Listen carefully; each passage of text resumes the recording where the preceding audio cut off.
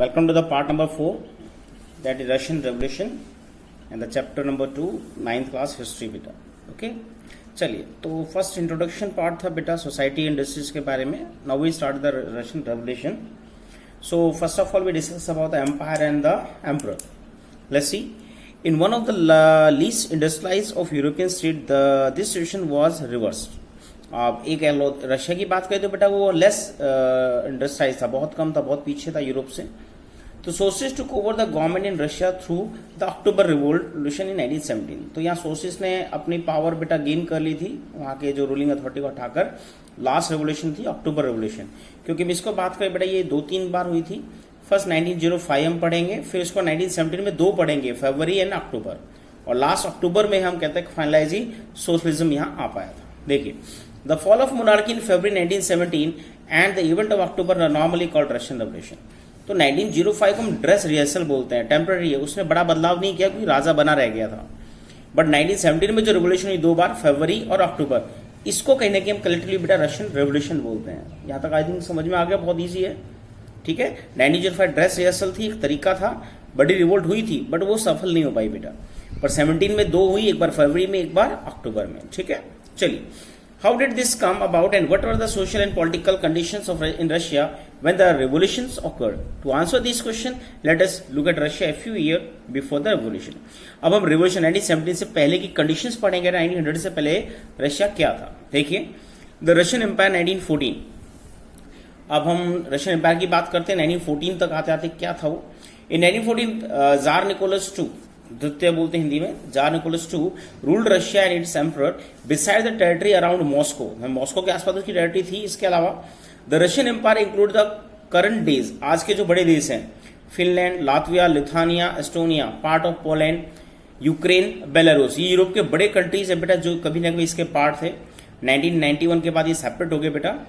It stretch to the Pacific and comprise today central Asia states.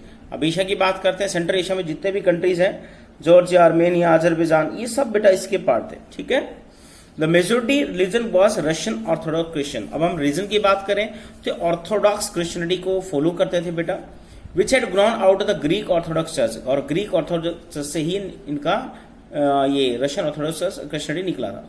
But the empire also, इसके अलावा हम बात करें अदर रिलीजन की तो कैथोलिक्स भी थे यहाँ, प्रोटेस्टेंट्स भी थे, मुस्लिम्स भी थे और बुद्धिस्ट, ये सभी थे. और देखिए बेटा उस टाइम का 1914 का यहाँ मैप भी दिया है, आपको दिख रहा होगा. France, Switzerland, Belgium, Holland, Germany आपको दिख रहा है काफी आगे तक, और ऑस्ट्रिया हंगरी कलेक्टिव भी दिख रहा है, इटली है, और इसके साथ फिर बेटा रशियन बाउंड्री स्टार्ट होती है. अगर आज हम देखें तो आपको यहाँ कई कंट्री दिखेंगे बेटा ऊपर, लातविया, फिनलैंड, तो फिनलैंड देखो काफी इंपोर्टेंट कंट्री, ये सब कभी इसी के पार्ट थे. ठीक है, चलिए आगे चलते हैं. सो इकोनॉमी एंड सोसाइटी, ये तो बेटा पीछे एम्पायर का पढ़ लिया, हम उस टाइम की इकोनॉमी की बात करते हैं, सोसाइटी की, जिससे हम इस रेवोल्यूशन को समझ पाएंगे. As the beginning of the 20th century the vast majority Russian people were agriculturist. तो हम बात करते हैं बेटा बिगिनिंग 20th सेंचुरी की स्टार्टिंग की, तो अधिकतर पॉपुलेशन एग्रीकल्चर से रिलेटेड थी. अबाउट 85%, और ये हाईएस्ट डाटा था यूरोप में, याद रखिए बेटा 85%. नोट करना, इसे एनटीएससी में कई बार पूछा जाता है ये कंपेरिजन के साथ. 85% Russian empire's population earned their living from agriculture. This proportion was higher than the most European countries. For instance, in France and Germany, the proportion was 40-50. France में 40% था, जर्मनी में 50% लोग एक्चुअल से बिलोंग थे, और Russia में बेटा 80+ काफी बड़ा डाटा था उस टाइम. ठीक है. In the empire, cultivators produced for the market as well as for their own need, and Russia was a major exporter of grain. आगे सन में तो जो लोग कल्टीवेट करते थे वो मार्केट और अपने घर के लिए, दोनों के लिए कल्टीवेट करते थे बेटा. और रशिया उस टाइम कहते हैं ग्रेन का सबसे बड़ा एक्सपोर्टर था बेटा. ठीक है. स्टेपीज आपने मैदान पढ़े होंगे 7th में, ग्रासलैंड्स, वो बेटा अधिकतर रशिया के पास ही थे उस टाइम. ठीक है, यहाँ वीट वगैरह होता था. Industries was found in pockets, और फिर भी देखिए रशिया में कुछ इंडस्ट्री थी, पॉकेट का मतलब छोटे छोटे एरियाज में थी.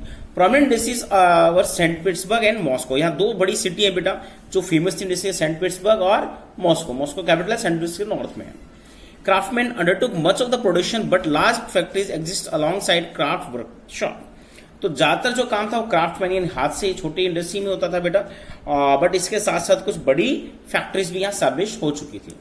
Many factories were set up in 1890s when Russia railway network was extended and foreign investment in industries really increased. Coal production doubled and iron steel output quadrupled. By the 1900 in some area factory workers craftsmen were almost equal in number. अब कुछ जगह ये बराबर हो गए, क्यों? यहाँ बेटा एग्जाम्पल दिया है, 1890 से फैक्ट्री सेटअप होनी शुरू हुई, रशिया में रेलवे एक्सटेंड हुआ, उससे और ज्यादा स्पीडली इंक्रीज हुई। और हम बात करते हैं इसके अलावा बेटा बाहर से बहुत ज्यादा इन्वेस्टमेंट हुआ, फॉरेन इन्वेस्टमेंट हुआ, जिससे कोल प्रोडक्शन डबल हो गया, आयरन स्टील बेटा क्वार्टरबल हो गया, राइट। तो ऐसे इनका प्रोडक्शन बढ़ता जा रहा था, ठीक है। और हम कहते हैं पहले बेटा अधिकतर क्राफ्टमैन वर्क करते थे, बट धीरे धीरे आते आते 1900 के आते आते वर्कर और क्राफ्टमैन लगभग बराबर हो गए, ठीक है। Most industry were the private property industry. यहां समस्या निकल के आती है जो कार्ल मार्क्स ने बार बार बताई थी रशिया में, कि अधिकतर इंडस्ट्री के ऑनर कौन थे? Private property. कौन थे? प्राइवेट प्रॉपर्टी, यानी कि खुद की थी। And government supervise large factories to ensure minimum wages and limited hour of work. Government इनको सिर्फ सुपरवाइज करती थी, इनको एक तो मिनिमम वेजेस दे रहे हैं और लिमिटेड आवर में वर्क करा रहे हैं, ठीक है। But factory inspectors could not prevent rules being broken and in craft units and small workshops the working day was sometimes 15 hours. तो बेटा देखिए, फिर भी हम बात करते हैं जो इंस्पेक्टर वगैरह थे, रूल जो चलाते थे फैक्ट्री को, वो इन रूल्स को फॉलो नहीं करते थे, ठीक है। और देखिए वर्किंग आवर्स की बात करें, कई बार वर्किंग आवर्स 15 आवर्स के बहुत लंबे आवर्स हो जाते थे, इतने देर लोगों से काम लेते थे। Compare with 10 to 12 hours in factories, तो 10 से 12 घंटे काम होना चाहिए मैक्सिमम, बट 15-15 घंटे से काम ले रहे थे। Accommodations varied from room to dormitory, और इनके रहने की व्यवस्था, कमरे भी थे, कई अच्छी इंडस्ट्री में बेटा फैक्ट्री में कमरे थे, और कई जगह डॉर्मेटरीज होती थी। डॉर्मेटरीज की बेटा यहाँ फोटो दी आप देख सकते हैं राइट साइड, जैसे हमारे आर्मी में बैरक्स होती है, सुना होगा आपने, workers sleeping in bunkers in a dormitory in a pre revolution region. और यहाँ देखिए एक लाइन होती है, दिस स्लेप्ट इन शिफ्ट, ये वर्ड याद रखना। शिफ्ट मींस एक बेड पे हो सकता है 3-3 लोगों का कहीं ना कहीं कब्जा हो। जब एक शिफ्ट में जाता है दूसरा होता है, दूसरा जाता है वो तीसरा होता है, इस तरह से बेटा इनको एक बेड शिफ्ट वाइज मिलता था। Could not keep their family जिंदा, और अपनी फैमिली तो रख नहीं सकते, अपने लिए भी जो इनका जो बेड है वो भी शेयर करना होता था, ठीक है। ये डॉर्मेटरीज की एक अच्छी फोटो दी है, आ जाइए। यस, सो हाँ, workers were divided social groups. अब वर्कर्स देखिए वो भी सोशली कुछ ग्रुप्स में डिवाइडेड थे। Some had strong links with the villagers from which they came and others were settled in the cities permanently. कुछ लोग विलेज से जुड़े हुए थे और कुछ सिटीज में परमानेंटली थे।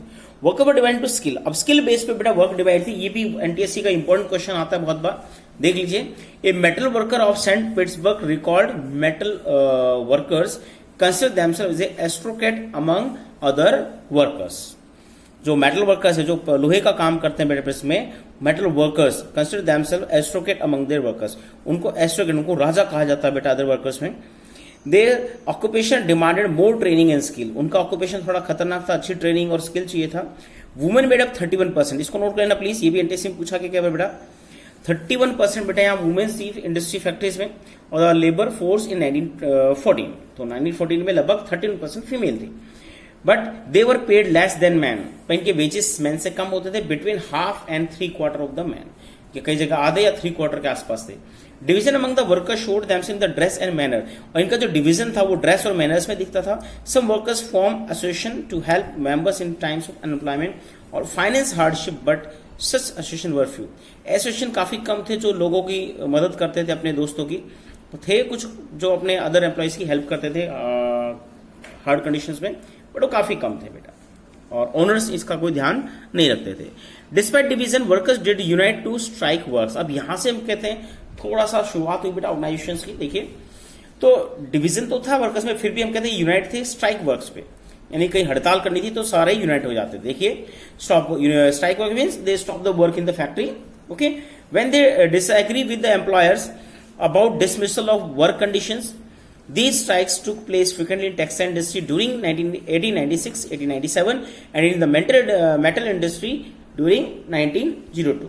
तो बेटा ये शुरुआत थी, हम कहते हैं 1900 के पहले शुरुआत हो चुकी थी, तो कई जगह बेटा टेक्सटाइल इंडस्ट्री में 96 से 97 काफी स्ट्राइक हुई, मेटल इंडस्ट्री में 1902 में स्ट्राइक हुई, और ये कहीं ना कहीं इसी की शुरुआत थी सोशलिज्म की। देखो in the country side pheasant cultivate most of the land. अब गांव की बात, ये तो सिटीज की होगी, इंडस्ट्री की होगी, अब गांव की बात करते हैं।